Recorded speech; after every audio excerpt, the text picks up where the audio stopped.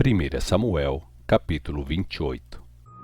Naqueles dias, os filisteus reuniram seus exércitos para outra guerra contra Israel.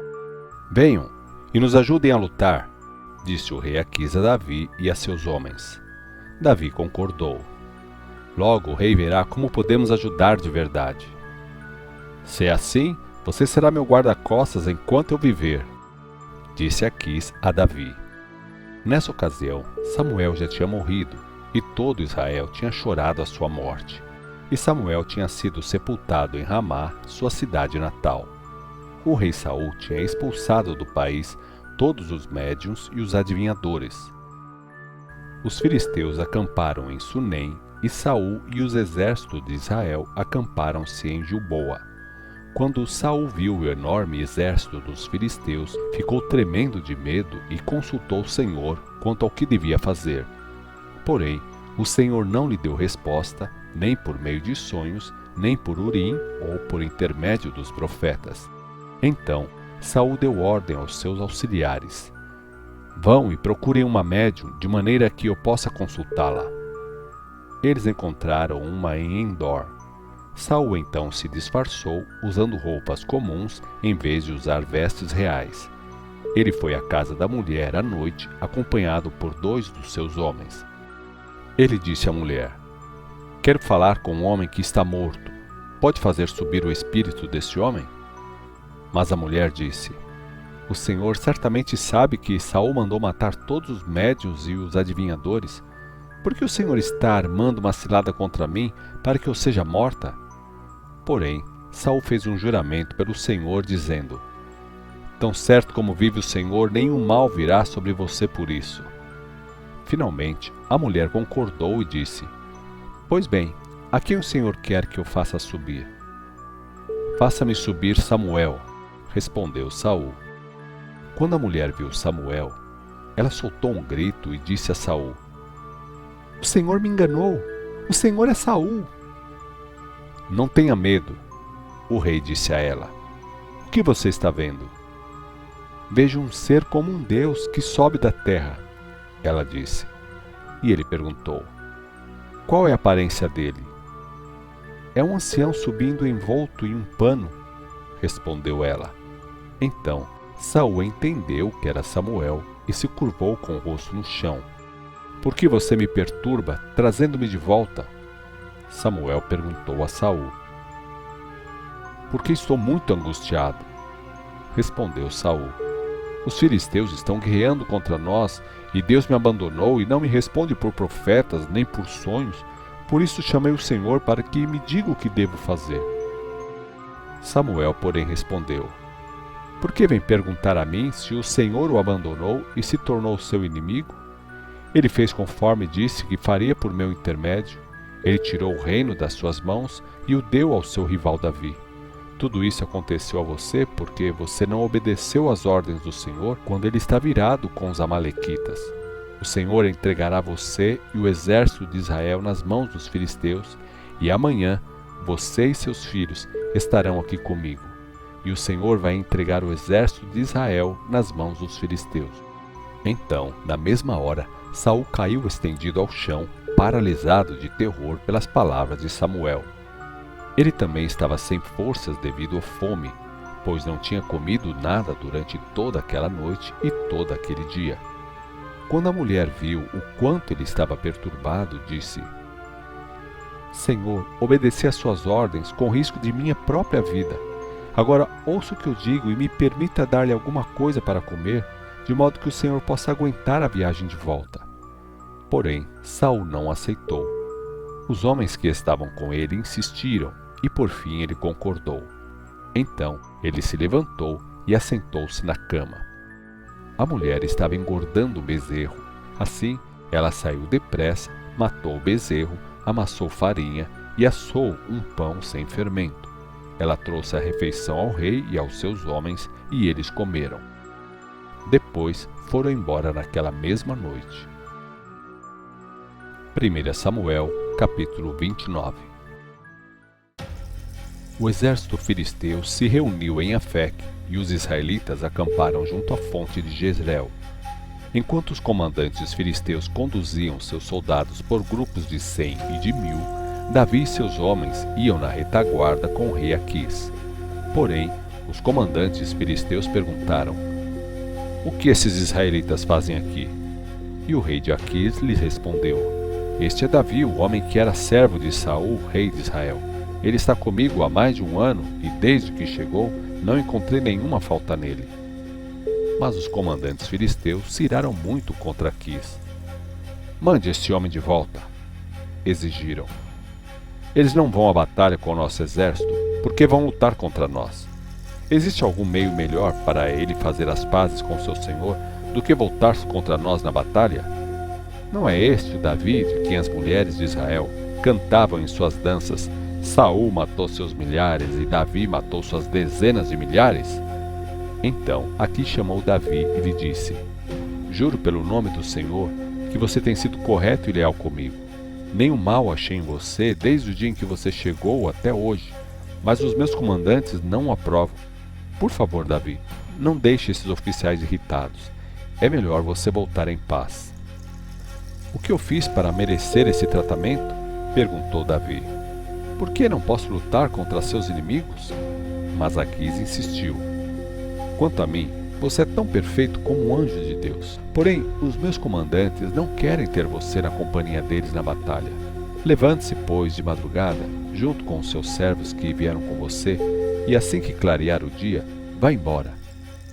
Assim, Davi e seus homens levantaram de madrugada e voltaram à terra dos filisteus, enquanto o exército filisteu prosseguiu em sua marcha para Jezreel. 1 Samuel, capítulo 30.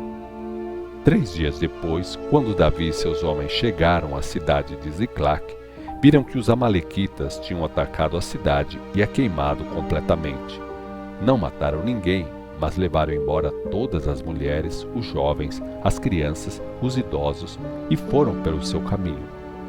Quando Davi e seus homens olharam para aquelas ruínas e compreenderam que suas famílias tinham sido levadas prisioneiras, choraram em alta voz até não terem mais lágrimas. As 2 esposas de Davi, Ainoã de Jezreel e Abigail de Carmelo, a viúva de Nabal, estavam entre as mulheres que foram presas. Davi estava profundamente angustiado, pois os seus homens, aflitos por causa dos seus filhos e das suas filhas, começaram a falar em apedrejá-lo. Mas Davi recebeu forças do Senhor, o seu Deus. Então disse ao sacerdote Abiatar: "Traga-me aqui o colete sacerdotal." E Abiatar o trouxe a Davi. E Davi perguntou ao Senhor: "Devo perseguir esse bando de invasores? Eu os alcançarei?" E o Senhor disse a ele: "Sim, vá atrás deles. Você os alcançará e conseguirá recuperar tudo que eles tomaram de vocês." Então Davi e seus 600 homens foram atrás dos amalequitas. Quando chegaram ao ribeiro de Besor, 200 dos homens ficaram ali. Eles estavam tão cansados que não aguentaram atravessar o ribeiro.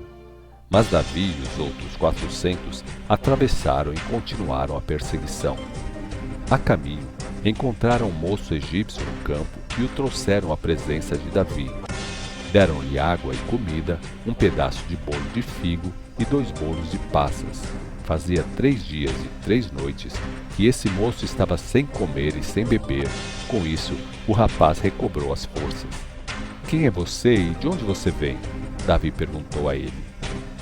"Sou egípcio, servo de um amalequita", respondeu ele. "Meu senhor me deixou para trás há 3 dias porque eu estava doente. Estávamos voltando do nosso ataque aos queretitas no lado sul deles e havíamos atacado o sul de Judá e o do Negueb e a terra de Caleb e pusemos fogo na cidade de Ziclac." Davi lhe perguntou: "Você pode dizer-me para onde essa tropa foi?" O moço respondeu: "Se você jurar pelo nome de Deus que não me matará, que não me entregará ao meu senhor, então levarei você a eles." E o moço os levou ao acampamento dos amalequitas. Eles estavam espalhados pelos campos, comendo, bebendo e dançando com alegria por causa da enorme quantidade de bens que haviam tomado dos filisteus e da terra de Judá. Davi e seus homens os atacaram no dia seguinte desde o amanhecer até o anoitecer. Não escapou ninguém, a não ser 400 moços que fugiram montados em camelos. Davi conseguiu recuperar tudo que os amalequitas haviam tomado, inclusive suas 2 mulheres.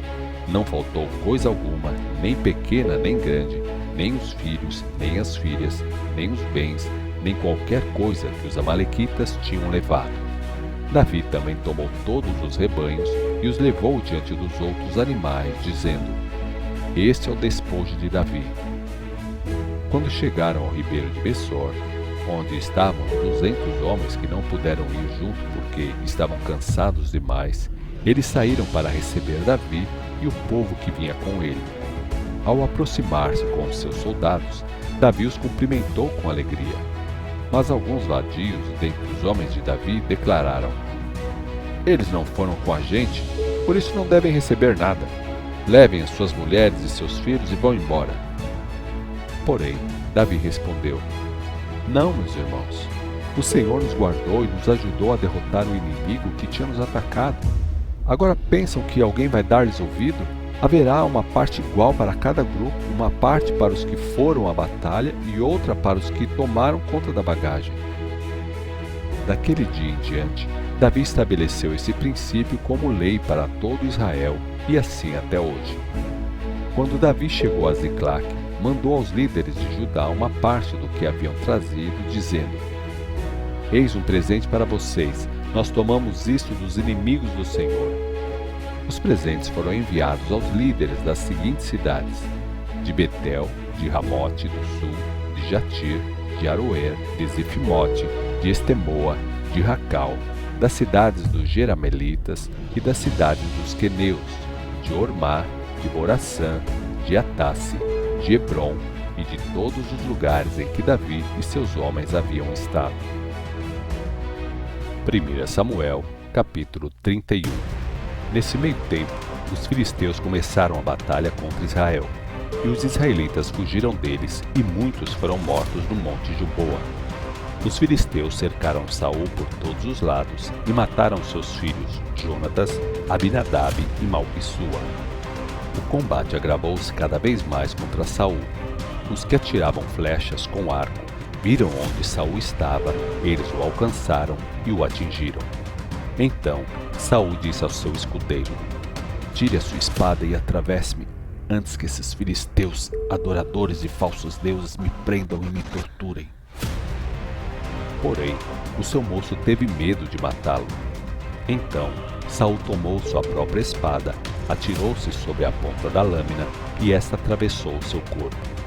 Quando o escudeiro viu que Saul estava morto, também ele se atirou sobre a sua espada e morreu ao lado do rei. Dessa maneira, Saul, seus 3 filhos, seu escudeiro e todos os seus soldados morreram naquele mesmo dia.